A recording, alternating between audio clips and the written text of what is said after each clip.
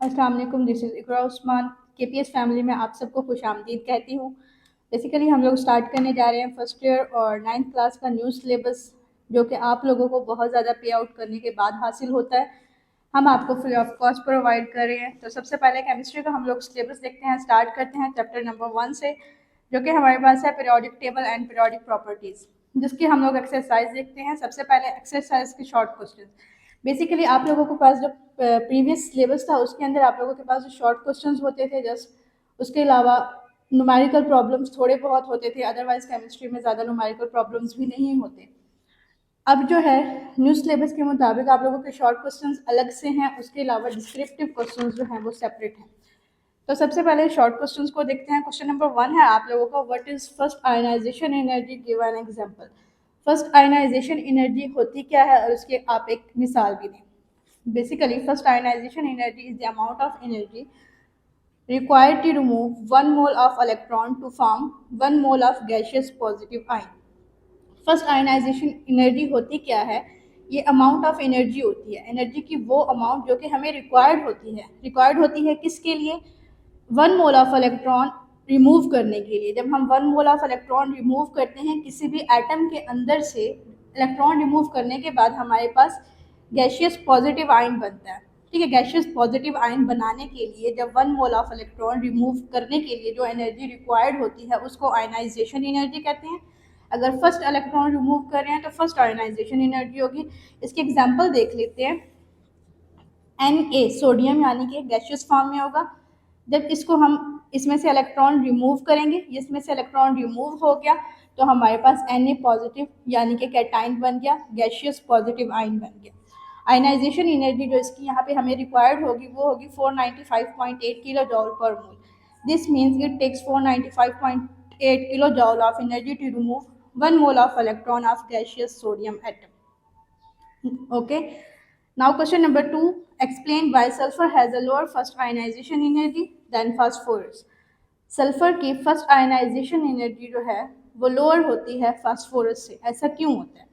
Sulphur has a lower first ionization energy than phosphorus due to electron electron repulsion. ऐसा क्यों होता है? Electron electron repulsion की वजह से होता है। रिपल्जन मीन यानी कि रिपल करना, दूर धकेलना। इलेक्ट्रॉन्स होते हैं, इलेक्ट्रॉन इलेक्ट्रॉन को दूर धकेल रहा होता है इन इट्स 3p ऑर्बिटल। इसका जो 3p ऑर्बिटल्स होता है ना, ऑर्बिट्स होते हैं, पहले हमारे पास शेल्स होते हैं, शेल्स KLMN, उनके अंदर सब शेल्स होते हैं, उनको ऑर्बिटल्स बोलते हैं SPDF। तो इसके जो 3p ऑर्बिटल्स होता है उसके अंदर इलेक्ट्रॉन इलेक्ट्रॉन रिपल्जन हो रही होती है। There are 5 electrons are present in the outer most shell of phosphorus. Phosphorus के आउटर मोस्ट शेल यानी कि वैलेंस शेल, जो सबसे लास्ट वाला शेल होता है, उसके अंदर 5 इलेक्ट्रॉन्स होते हैं, जबकि सल्फर हैज 6 इलेक्ट्रॉन्स। सल्फर के जो आउटर मोस्ट शेल है उसके अंदर 6 इलेक्ट्रॉन्स होते हैं। So extra repulsion is present in sulphur. Phosphorus के 5 हैं, सल्फर के 6 हैं, तो जिसके अंदर इलेक्ट्रॉन्स ज़्यादा होंगे रिपल्जन भी उसी के अंदर ज़्यादा होगी। तो सल्फर के अंदर रिपल्जन ज़्यादा होगी which makes it easier to remove of those electrons. तो क्या होता है, जहाँ पे रिपल्जन ज़्यादा हो रही होती है वहाँ पे इजिली इलेक्ट्रॉन को रिमूव कर लिया जाता है। तो यहाँ से रिमूव करने में इलेक्ट्रॉन को इजिली रिमूव कर लेंगे तो एनर्जी जो है वो कम रिक्वायर्ड होगी। दैट्स वाई जो है सल्फर की आयनाइजेशन एनर्जी फास्फोरस के मुकाबले में कम होती है। क्वेश्चन नंबर 3 है why the element in group 13 to 17 are called P block elements. Elements जो हैं ग्रुप 13 से 17 के एलिमेंट्स पीरियोडिक टेबल के अंदर पी ब्लॉक एलिमेंट्स क्यों कहते हैं? Because their outer most electrons are added to the P subshell of their outer most energy level. 13 से लेकर 17 तक जितने भी हमारे पास एलिमेंट्स होते हैं उनके जो इलेक्ट्रॉन्स होते हैं, इलेक्ट्रॉन्स के जो होते हैं आउटर मोस्ट इलेक्ट्रॉन्स जितने भी होते हैं वो सारे पी सब शेल के अंदर आते हैं। चाहे तो वो एल शेल के अंदर है, चाहे एम शेल के अंदर है, जो शेल जो भी है, लेकिन सब शेल क्या होगा, सबका पी सब शेल ही होगा। तो आउटर मोस्ट सबका पी सब शेल के अंदर होता है इलेक्ट्रॉन, इसकी वजह से उन्हें पी ब्लॉक एलिमेंट्स कहा जाता है। इसके एग्जाम्पल है जो ग्रुप 13 है उसके अंदर सबसे पहला हमारा जो एलिमेंट है वो है बोरॉन, जिसका जो एंड होता है 2p1 पे, मतलब उसका जो लास्ट इलेक्ट्रॉन है एक इलेक्ट्रॉन पी सब शेल में आता है। इसी तरह ग्रुप 14 का जो एलिमेंट है कार्बन, वो 2p2 पे एंड होता है, मतलब कि उसके जो लास्ट 2 इलेक्ट्रॉन्स होते हैं वो पी सब शेल में आते हैं। नाउ क्वेश्चन नंबर 4 है, what are the factors that effect electronegativity. कौन से फैक्टर्स हैं जो कि इलेक्ट्रोनेगेटिविटी को इफेक्ट करते हैं। आपने बताना है इलेक्ट्रोनेगेटिविटी को कौन कौन से फैक्टर्स इफेक्ट करते हैं। अब पहले देखते हैं कि इलेक्ट्रोनेगेटिविटी इटसेल्फ होता क्या है। Electronegativity is the ability of an atom to attract shared electrons in a chemical bond.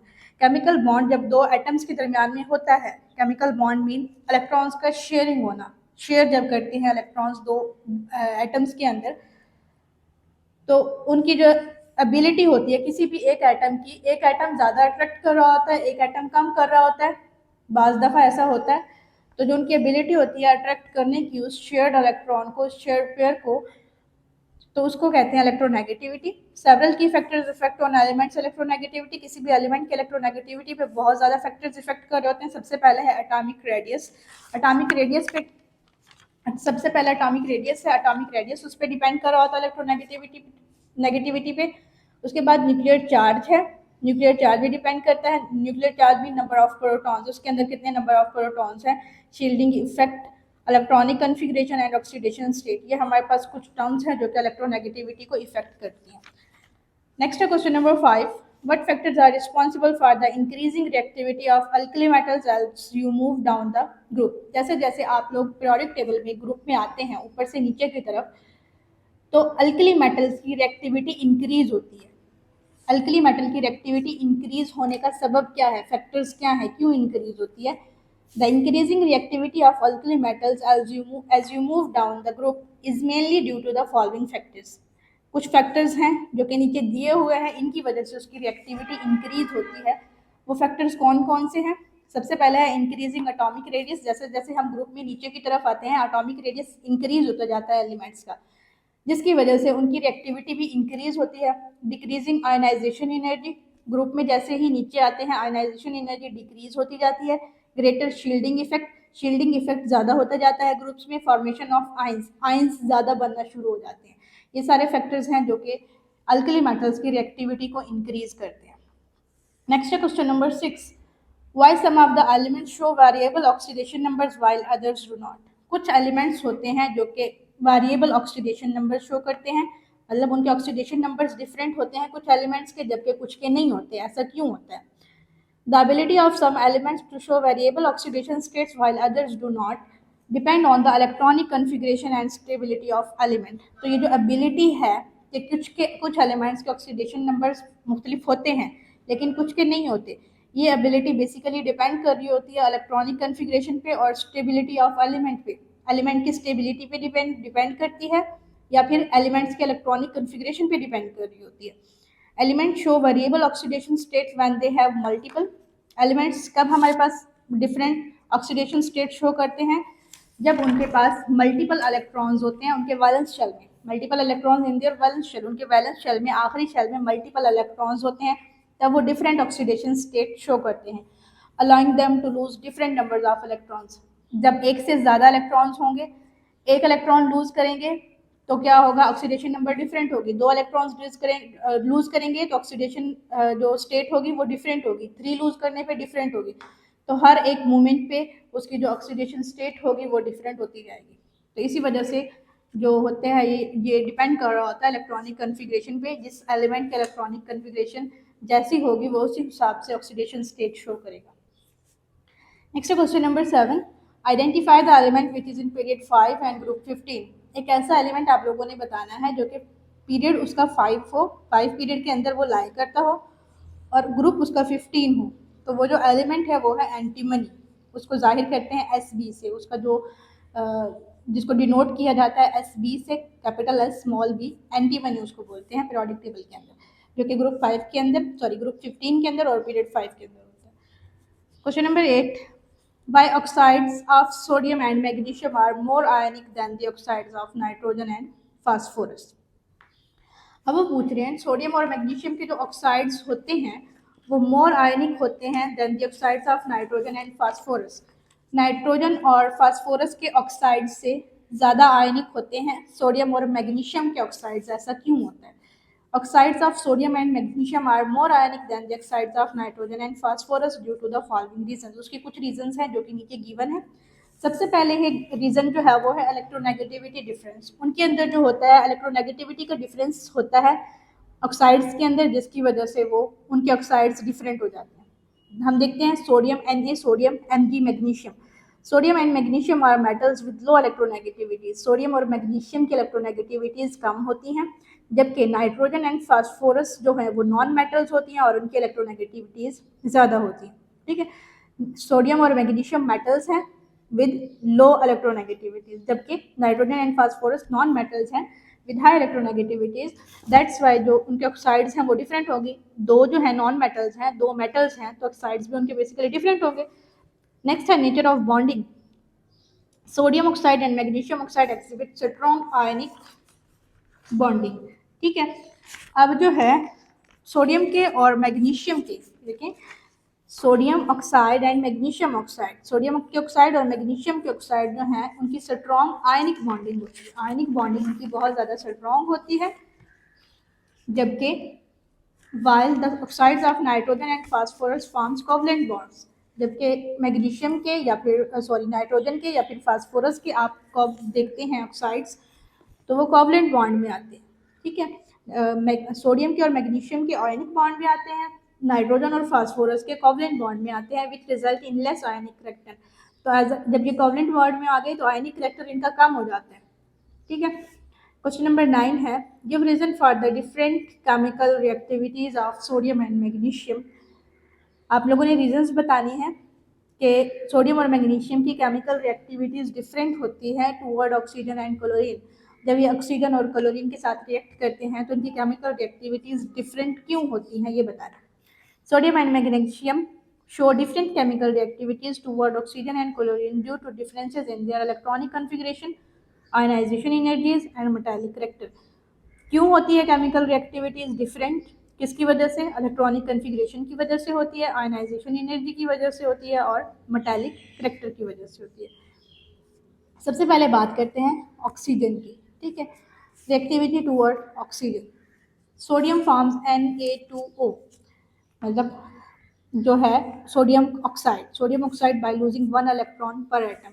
एक एटम के अंदर से इसका एक इलेक्ट्रॉन लूज होता है तो Na2O बनता है, सोडियम ऑक्साइड बनता है जब ये ऑक्सीजन के साथ रिएक्ट करता है। इसी तरह Mg, मैग्नीशियम, जब ऑक्सीजन के साथ रिएक्ट करता है तो मैग्नीशियम ऑक्साइड बनता है जब इसके अंदर से एक एटम के अंदर से 2 इलेक्ट्रॉन्स लूज करता है।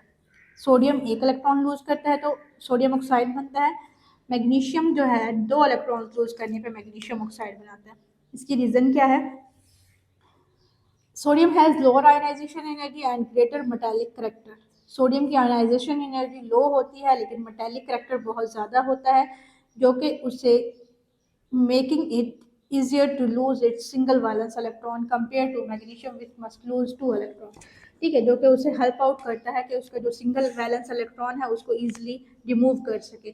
मेटालिक करेक्टर उसको हेल्प आउट करता है, ये उसकी आयनाइजेशन एनर्जी उसको हेल्प आउट करती है उसका इलेक्ट्रॉन लूज करने में, जबकि मैग्नीशियम के पास वैलेंस इलेक्ट्रॉन्स 2 होते हैं तो एक को निकालना ईजी होता है बनिस्बत 2 के। नेक्स्ट हम देखते हैं क्लोरीन के साथ। क्लोरीन रिएक्टिविटी टुवर्ड्स क्लोरीन, पहले हमने ऑक्सीजन की बात कर ली है, अब अकॉर्डिंग टू क्वेश्चन हम इसको क्लोरीन के साथ देखेंगे। Sodium forms NaCl, magnesium forms MgCl2। ठीक है, सोडियम जब क्लोरीन के साथ रिएक्ट करता है तो सोडियम क्लोराइड यानी कि हमारा खाने वाला जो नमक है वो बनाता है, जबकि मैग्नीशियम जो है क्लोरीन के साथ रिएक्ट करता है तो MgCl2 बनाता है।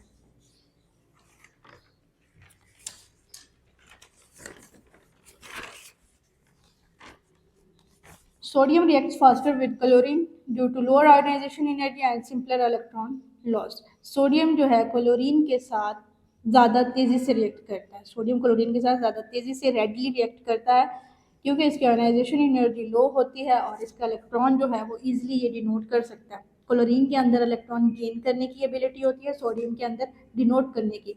तो सोडियम अपना इलेक्ट्रॉन दे देता है, क्लोरीन इसको एक्सेप्ट कर लेती है तो दोनों के दरमियान में बॉन्डिंग हो जाती है, तो सिंपली ये जो है इलेक्ट्रॉन अपना दे देता है जिसकी वजह से ये क्लोरीन के साथ बहुत जल्दी रिएक्ट कर जाती है। Next question number 10, why ionization energy of lithium is much lower than that of helium despite the fact that the nuclear charge of lithium is +3 and that of helium is +2। Question में ये कहा गया है कि ionization energy जो है वो lithium की आयनाइजेशन एनर्जी बहुत कम है एज कम्पेयर टू हीलियम, जबकि न्यूक्लियर चार्ज लिथियम का ज़्यादा है, हीलियम का कम है। तो आयनाइजेशन एनर्जी लिथियम की कम है, हीलियम की ज़्यादा है। ऐसा क्यों है? न्यूक्लियर चार्ज लिथियम का ज़्यादा है। Helium's electrons are in the first shell very close to the nucleus. Helium के 2 इलेक्ट्रॉन्स होते हैं, दोनों ही फर्स्ट शेल में आ जाते हैं, के शेल में, तो वो न्यूक्लियस के बहुत ज़्यादा क्लोज होता है। और हीलियम जो है एक नोबल गैस है जो कि स्टेबल होती है and experience very strong nuclear attraction. उसके जो दोनों इलेक्ट्रॉन्स हैं, उसका जो एक ही शेल होता है उसके ऊपर जो न्यूक्लियस का होल्ड होता है वो बहुत ज़्यादा होता है, न्यूक्लियर अट्रैक्शन बहुत ज़्यादा होती है। जबकि दूसरी साइड पर अगर हम लिथियम की बात करें तो उसके outer electron is in the second shell, उसके जो आउटर इलेक्ट्रॉन्स होते हैं वो सेकंड शेल के अंदर आते हैं, ठीक है, इसके जस्ट फर्स्ट शेल के अंदर होते हैं। इसके हमारे पास जो होते हैं, जो हमारे पास हीलियम होता है ना, हीलियम के 2 इलेक्ट्रॉन्स होते हैं, दोनों ही फर्स्ट शेल के अंदर आ जाते हैं, जबकि लिथियम के जो इलेक्ट्रॉन्स होते हैं ना वो सेकंड शेल के अंदर जाते हैं, सेकंड शेल के अंदर यहाँ तक पहुँच जाते हैं। तो अब फर्स्ट शेल पे न्यूक्लियस इसका जो है न्यूक्लियस का होल्ड ज़्यादा होता है और जो सेकंड शेल है उस पर न्यूक्लियस का होल्ड कम होता है। Apart from the nucleus, nucleus से दूर हो जाता है ना, reduce the affective nuclear attraction, क्या करता है जिसकी वजह से इसका न्यूक्लियर अट्रैक्शन जो है वो कम हो जाता है। डिस्पाइट, अब अगली बात जो उन्होंने कही कि लिथियम का चार्ज जो है वो ज़्यादा है न्यूक्लियर चार्ज, जबकि हीलियम का न्यूक्लियर चार्ज कम है। Despite lithium having a higher nuclear charge, its outer electron is less tightly held due to increased distance and shielding, making ionization easier. ठीक है, तो सिंपल इसका यही है कि जो सेकंड शेल है उसका न्यूक्लियस से दूर हो जाता है, उसकी अट्रैक्शन कम हो जाती है, तो इजीली जो है इलेक्ट्रॉन उसमें से रिमूव किया जा सकता है, इजीली रिमूव किया जा सकता है, तो उसकी आयनाइजेशन एनर्जी भी कम होगी। जबकि सेकंड फर्स्ट शेल में से रिमूव करना मुश्किल होता है तो उसकी आयनाइजेशन एनर्जी ज़्यादा होगी। That's why the ionization energy of lithium is lower than that of helium. Next question है आप लोगों का, क्वेश्चन नंबर 11 के है, the ionization energy of beryllium, atomic number 4 है बेरिलियम का, is higher than that of boron, atomic number 5। Beryllium की जो आयनाइजेशन एनर्जी है वो ज़्यादा है बोरॉन से, despite the fact that the nuclear charge of beryllium is +4 and that of B is +5। ठीक है, दोबारा से सेम वही क्वेश्चन वो रिपीट कर रहे हैं कि जो बेरिलियम है उसकी आयनाइजेशन एनर्जी ज़्यादा है, जबकि बोरॉन की आयनाइजेशन एनर्जी कम है। ठीक है, जबकि बेरिलियम का जो चार्ज है न्यूक्लियर चार्ज वो +4 है, कम है, बेरिलियम का कम है और बोरॉन का ज़्यादा है। बेरिलियम की आयनाइजेशन एनर्जी कम है और बोरॉन की ज़्यादा है। ठीक है, मतलब थोड़ा सा पीछे वाले से अपोजिट है। पीछे वाले क्वेश्चन में क्या था बेसिकली, वो कह रहे थे कि लिथियम का जो है ना आयनाइजेशन एनर्जी कम है और हीलियम की ज़्यादा है। लिथियम की आयनाइजेशन एनर्जी कम है लेकिन न्यूक्लियर चार्ज ज़्यादा है। यहाँ पे क्या कह रहे हैं, बेरिलियम की आयनाइजेशन एनर्जी ज़्यादा है और जो चार्ज है वो कम है। ठीक है, थोड़ा उलट हो गया उनका। This is because of their electronic configuration. ये क्यों होता है? इनके इलेक्ट्रॉनिक कन्फिग्रेशन की वजह से होता है। बेरिलियम की जो इलेक्ट्रॉनिक कन्फिग्रेशन होती है वो 1s2 2s2 होती है। ठीक है, इसका फर्स्ट शेल कंप्लीट होता है, सेकंड शेल में जब सब शेल एस कंप्लीट होता है उसके बाद पी में ये नहीं जाता। जबकि बोरॉन जो होता है उसका सब शेल पी भी होता है, के ये के शेल में आता है 1s2, ये के शेल है हमारे पास, ये एल शेल है दोनों। ठीक है, एल शेल का पी सब शेल में एक इलेक्ट्रॉन होता है, तो पहला तो एस तो कंप्लीट हो गया, पी सब शेल में एक है, तो इस पर अट्रैक्शन कम होती है। बोरॉन पे अट्रैक्शन, पी वाले जो इलेक्ट्रॉन है इस पर अट्रैक्शन कम होगी, इसकी फुली अट्रैक्टेड होता है, इसको निकालना ज़रा मुश्किल होता है। तो बेरिलियम की यहाँ से निकालना मुश्किल है इलेक्ट्रॉन को, हमें ज़्यादा एनर्जी रिक्वायर्ड होगी। तो बेरिलियम में हमें आयनाइजेशन एनर्जी ज़्यादा रिक्वायर्ड होती है as compare to boron, boron में कम होती है। ठीक है, electron is remove from 2p orbital which is higher in energy and less tightly held than 2s electron. ठीक है, even though boron has higher nuclear charge but the extra electron enters a higher energy p orbital making it easier to remove। ठीक है, सारी यही बात लिखी हुई है कि हमारे पास p सब शेल से निकालना इजी होता है क्योंकि उस पर न्यूक्लियर अट्रैक्शन कम होती है एज कम्पेयर टू बेरिलियम, जिसकी वजह से जो बोरॉन है उसकी आयनाइजेशन एनर्जी कम होती है, बेरिलियम की ज़्यादा होती है। क्वेश्चन नंबर नेक्स्ट देखते हैं, क्वेश्चन नंबर 12 है एल आपका बुक में। What is common in Na positive, Mg2 positive, Al3 positive, Ne0 and F minus? बताना है इन सब में कॉमन फैक्टर क्या है। Arrange them in increasing order. Increasing order of size, इनके साइज के रिस्पेक्ट से इनको आपने अरेंज भी करना है। तो सबसे पहले देखते हैं इनमें सब में कॉमन क्या चीज़ है। These all have the same number of electrons। तो कॉमन क्या चीज़ है इनमें कि इनके अंदर नंबर ऑफ इलेक्ट्रॉन्स जो है वो सब में सेम है। सबके अंदर जो है कितने इलेक्ट्रॉन्स हैं, 10 इलेक्ट्रॉन्स हैं। इंक्रीजिंग ऑर्डर ऑफ साइज, इनके साइज के रिस्पेक्ट से इनको इंक्रीज करते हैं। एल्यूमिनियम का जो है सबसे पहले एल्यूमिनियम 3+ आएगा जिसके अंदर 13 प्रोटॉन्स होते हैं, Mg2+ 12 प्रोटॉन्स होते हैं। Na+ सोडियम के अंदर हमारे पास 11 प्रोटॉन्स होते हैं, नियॉन के अंदर 10 प्रोटॉन्स, F- 9 प्रोटॉन्स। तो with respect to increasing order of size ये इनका ऑर्डर है। Next question number 13, consider the chlorides of sodium, magnesium and phosphorus. हमारे पास 3 क्लोराइड्स हैं, sodium chloride, magnesium chloride and phosphorus chloride. NaCl, MgCl2, PCl5। ठीक है। उसके बाद है classify each of this chloride as acidic, basic and neutral. इनमें से आपने बताना है तीनों में से कौन सा एसिड है, कौन सा बेसिक है और कौन सा न्यूट्रल है। तो NaCl इज न्यूट्रल। हमारे पास सोडियम क्लोराइड जो है वो न्यूट्रल होता है, जो हम घर में खाने का नमक यूज़ करते हैं वो न्यूट्रल होता है। नो हाइड्रोलिसिस इन वाटर, उसको जब पानी में डाला जाता है तो वो हाइड्रोलाइज नहीं होता। जबकि MgCl2 स्लाइटली एसिडिक होता है। स्लाइटली एसिडिक मतलब ज़रा सा एसिडिक उसमें टच आता है, जब प्योरली एसिड नहीं होता। पार्शियली हाइड्रोलाइज इन वाटर, बहुत कम जो होता है हाइड्रोलाइज होता है, वाटर में कम्प्लीटली नहीं होता। PCl5 स्ट्रॉन्ग एसिड होता है। ठीक है, बहुत ज़्यादा स्ट्रॉन्ग एसिड होता है, रेगुलरली रिएक्ट विद वाटर, बहुत ज़्यादा तेज़ी के साथ रिएक्ट करता है वाटर के साथ। इसका बी पार्ट भी था आप लोगों के पास, for which chloride briefly explain the reason for your classification. आपने ये जो बताया है कि एसिड है, बेस है या फिर न्यूट्रल है, उसके आपने अपनी जस्टिफिकेशन भी देनी है, referring to their behaviour when dissolve in water. और जस्टिफिकेशन इस हिसाब से देनी है कि जब आप इसको डिजॉल्व करेंगे, हमने लिखा ना कि वाटर में ये कैसा बिहेवियर रखता है, तो विद रिस्पेक्ट टू वाटर के वाटर में डिजॉल्व करने के बाद उनका रिएक्शन कैसे आता है, उसी रिस्पेक्ट से फिर आपने इनकी जस्टिफिकेशन देनी।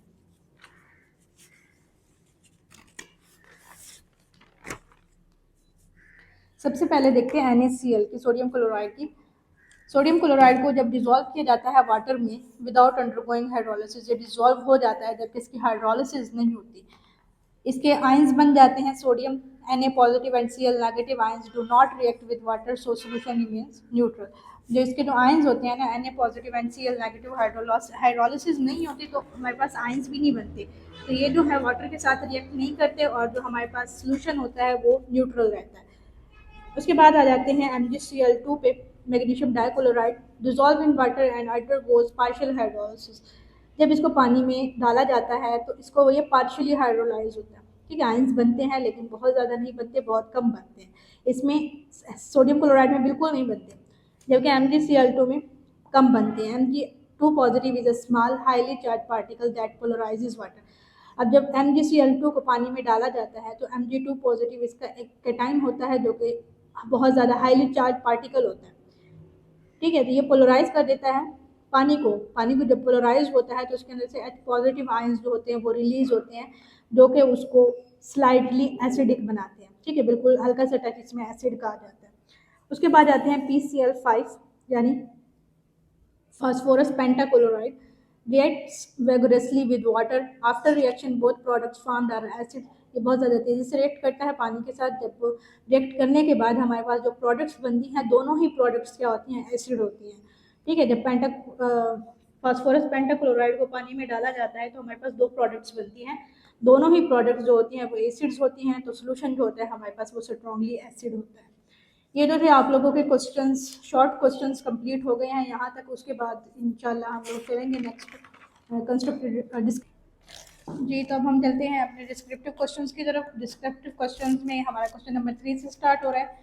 बेसिकली क्वेश्चन नंबर 1 जो था हमारा MCQs था, क्वेश्चन नंबर 2 हमने शॉर्ट क्वेश्चंस देख लिए हैं। Question number 3, right equation for the reactions of sodium and magnesium with oxygen and chlorine. अपनी इक्वेशंस लिखनी है, इक्वेशंस रिएक्शंस लिखने हैं जिसमें आपने सोडियम और मैग्नीशियम का रिएक्शंस लिखना है, किसके साथ, ऑक्सीजन और क्लोरीन और वाटर के साथ। Compare the reactivity of both elements with these in terms of metallic character. और आपने बताना है कि सोडियम और मैग्नीशियम का metallic character with respect to oxygen, chlorine and water. सबसे पहले हम देखते हैं रिएक्शन विद ऑक्सीजन। सबसे पहले हम ऑक्सीजन को देखेंगे। ऑक्सीजन जो है हमारे पास, ऑक्सीजन का सबसे पहले सोडियम के साथ, देन हम मैग्नीशियम के साथ देखेंगे। सोडियम जो है जब ऑक्सीजन के साथ रिएक्ट करता है तो हमें 4 एटम्स जो है सोडियम के चाहिए होते हैं, प्लस O2 ऑक्सीजन चाहिए होता है। जब ये इसके साथ रिएक्ट करता है तो हमारे पास प्रोडक्ट जो है 2Na2O बनता है, जो कि है form sodium oxide. Sodium oxide बनाता है, हमारे पास बेसिक ऑक्साइड होता है, मतलब इसकी जो नेचर होती है वो बेसिक होती है। उसके बाद मैग्नीशियम जो है वो ऑक्सीजन के साथ जब रिएक्ट करता है, 2 molecules of oxygen, 2 atoms of oxygen plus O2 oxygen हमें चाहिए होती है। जब ये रिएक्ट करते हैं 2MgO, यानी कि मैग्नीशियम ऑक्साइड बनाता है, forms magnesium oxide, also basic but less soluble in water than Na2O। ये भी हमारे पास बेसिक होता है नेचर के रिस्पेक्ट से, लेकिन क्या होता है Na2O के रिस्पेक्ट से ये लेस सॉल्युबल होता है, कम सॉल्युबल होता है वाटर में। उसके बाद देख लेते हैं हम रिएक्शन विद वाटर। हमने पहले ऑक्सीजन के साथ रिएक्शन देखा, अब हम इसका देख रहे हैं वाटर के साथ, देन हम इसका क्लोरीन को भी देखेंगे। वाटर के साथ देखें सोडियम का, सबसे पहले देखते हैं सोडियम का। जब सोडियम को वाटर के साथ रिएक्ट कराया जाता है, सोडियम को वाटर में डिजोल्व किया जाता है, तो हमारे पास NaOH बनता है और साथ में हाइड्रोजन गैस जो है इसमें से रिलीज होती है। ठीक है, इस एरो का मतलब है रिलीज होना, रिलीज हो जाती है इसमें से। Reacts vigorously with cold water, cold water के साथ ये रिएक्ट करता है, releasing hydrogen gas and forming a strong basic solution. इसमें से हाइड्रोजन गैस जो है वो रिलीज होती है और हमारे पास एक बेसिक सोल्यूशन बनता है जो कि बहुत ज़्यादा बेसिक होता है, स्ट्रॉन्ग बेसिक सोल्यूशन होता है। देन हमारे पास मैग्नीशियम का देखते हैं, वाटर के साथ, मैग्नीशियम वाटर के साथ रिएक्ट करती है तो MgOH ट्वाइस बनता है और इसमें भी हाइड्रोजन गैस जो है वो रिलीज होती है। वेरी स्लो रिएक्शन होता है कोल्ड वाटर के साथ, बहुत ज़्यादा स्लो रिएक्शन होता है। अगर कोल्ड वाटर की जगह हॉट वाटर ले लिया जाए तो रिएक्शन जो है वो ज़रा फास्ट हो जाता है, क्योंकि आयंस जो है वो ज़्यादा तेज़ी से रिएक्ट करना शुरू कर देते हैं। रिएक्शन विद क्लोरीन, लास्ट पे जो 3, इसमें हमने 3 पढ़ने थे, oxygen, chlorine and water. Oxygen और वाटर देख लिए हमने, अब देखते हैं क्लोरीन को। क्लोरीन का सबसे पहले देखते हैं सोडियम के साथ। 2 एटम्स हमने सोडियम के लिए प्लस क्लोरीन, सोडियम और क्लोरीन जब आपस में रिएक्ट करते हैं तो 2NaCl यानी कि सोडियम क्लोराइड हमारा खाने वाला नमक बनता है। क्लासिक आयनिक कंपाउंड, हमारे पास ये क्या होता है, आयनिक कंपाउंड होता है। और जब मैग्नीशियम क्लोरीन के साथ रिएक्ट करता है तो MgCl2 बनता है। Forms magnesium chloride also ionic but with higher lattice energy due to Mg2+।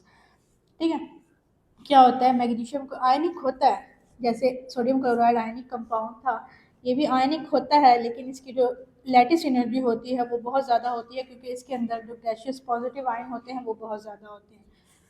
अब इसका लास्ट में क्वेश्चन में पूछा गया था मेटालिक करेक्टर के रिस्पेक्ट से इनको हमने डिफाइन करना है, सोडियम और मैग्नीशियम को। इनका कंपैरिजन देख लेते हैं मेटालिक करेक्टर के रिस्पेक्ट से। Sodium is in group 1 and has a greater metallic character than magnesium. Sodium जो है वो ग्रुप 1 में पाया जाता है, पीरियोडिक टेबल के ग्रुप 1 में सोडियम होता है। इसका जो मेटालिक करेक्टर होता है वो एज कम्पेयर टू मैग्नीशियम ज़्यादा होता है।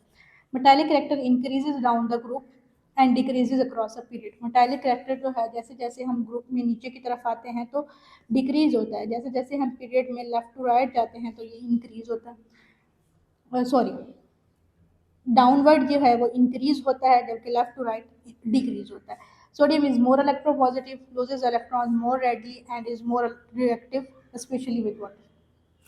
सोडियम जो है वो ज़्यादा इलेक्ट्रोपॉजिटिव होता है, ये बहुत जल्दी से अपना इलेक्ट्रॉन जो है वो लूज कर देता है, and is more reactive specially with water. और पानी के साथ सोडियम जो है वो बहुत तेज़ी से रिएक्ट करता है।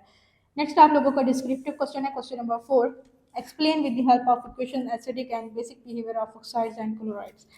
आपने एक्सप्लेन करना है इक्वेशंस के मदद से, इक्वेशंस आप लोगों ने लिखनी है, एसिडिक और बेसिक बिहेवियर लिखना है किसका, ऑक्साइड्स और क्लोराइड्स का। ऑक्साइड्स और क्लोराइड्स का बेसिक और एसिडिक बिहेवियर लिखना है। सबसे पहले हम एसिडिक एंड बेसिक बिहेवियर देखते हैं ऑक्साइड्स का, उसके बाद हम क्लोराइड्स का देखेंगे। ऑक्साइड्स का basic and acidic behaviour.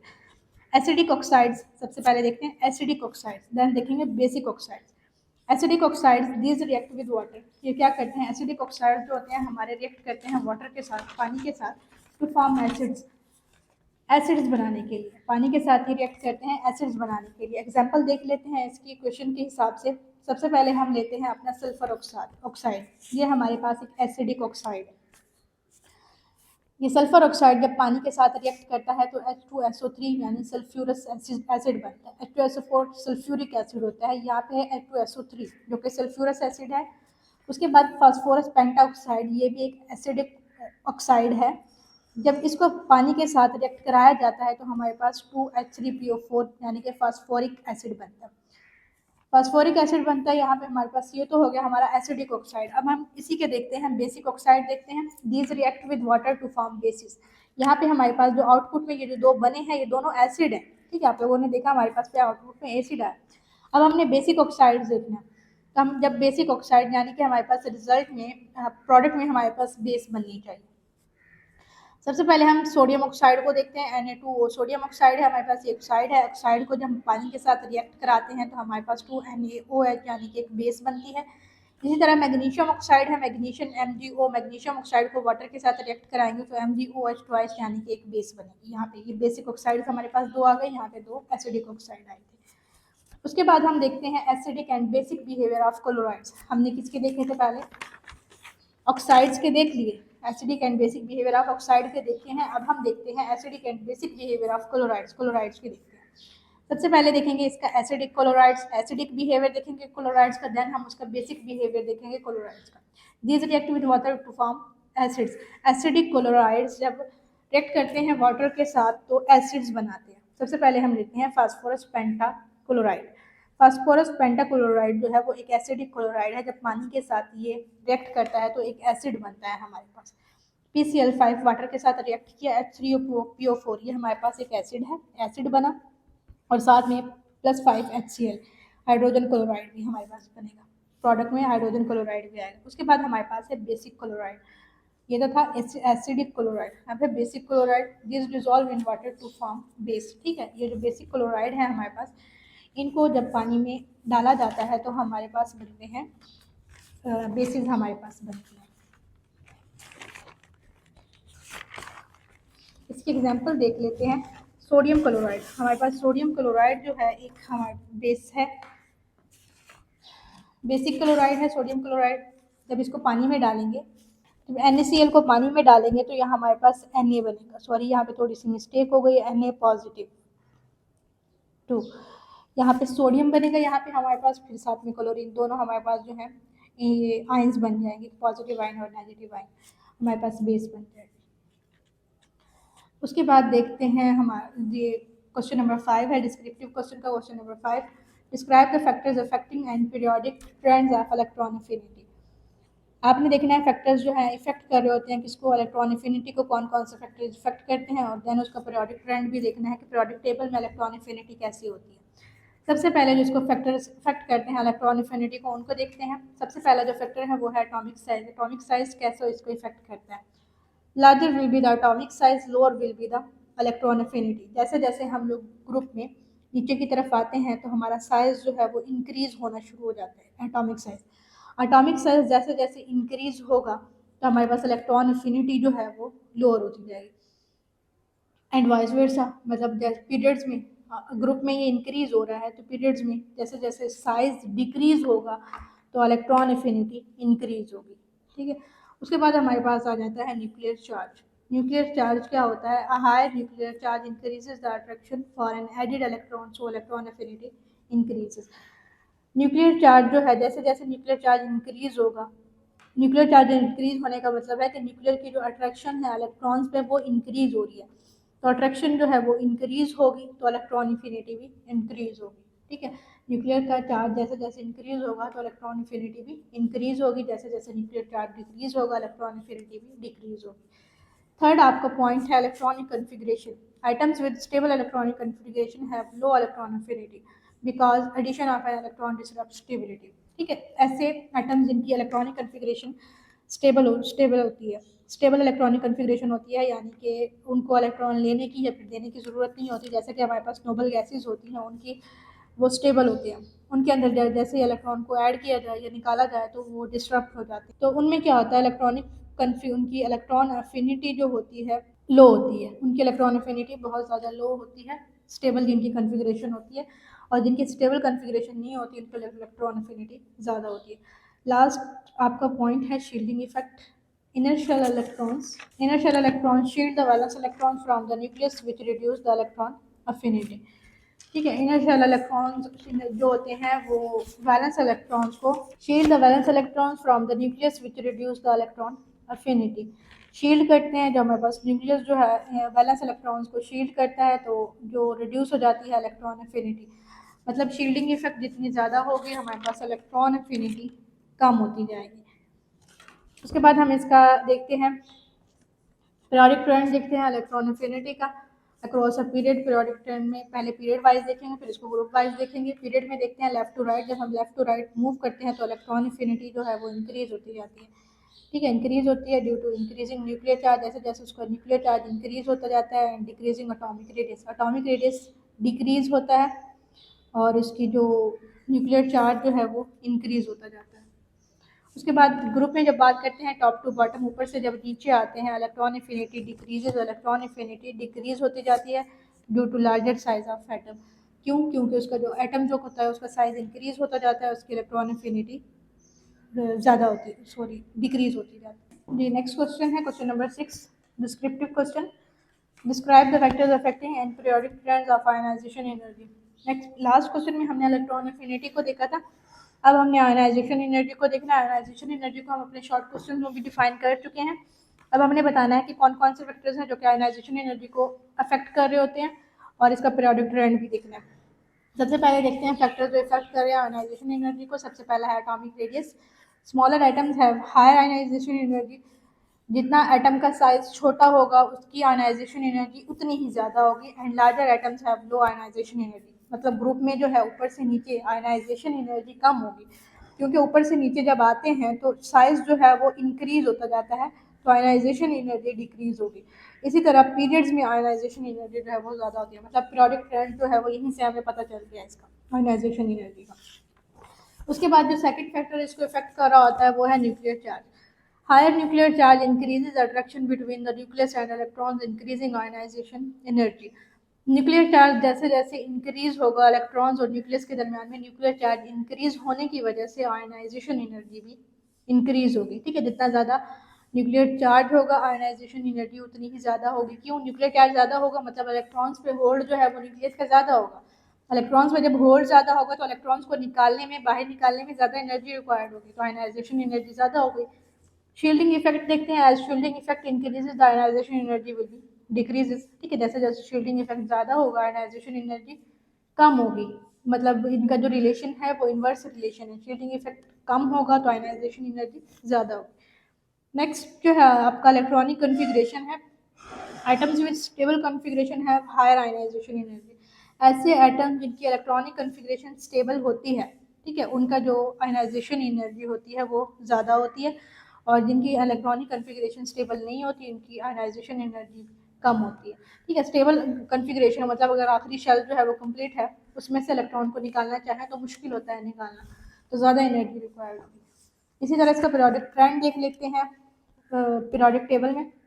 Across a period left to right जब हम जाते हैं आयनाइजेशन एनर्जी जो होती है वो इंक्रीज होती जाती है due to decrease in atomic size. जैसे जैसे एटॉमिक साइज जो है वो डिक्रीज होता है आयनाइजेशन एनर्जी इंक्रीज होती है। इसी तरह ग्रुप में नीचे की तरफ जब आते हैं टॉप टू बॉटम तो आयनाइजेशन एनर्जी डिक्रीज होती है। क्यों डिक्रीज होती है? एटॉमिक साइज डिक्रीज होने की वजह से। ये आप लोगों की फर्स्ट चैप्टर की केमिस्ट्री के फर्स्ट चैप्टर की जो कि पीरियोडिक टेबल से रिलेटेड था एक्सरसाइज जो है वो कंप्लीट हो चुकी है। Thank you so much. अल्लाह हाफिज़।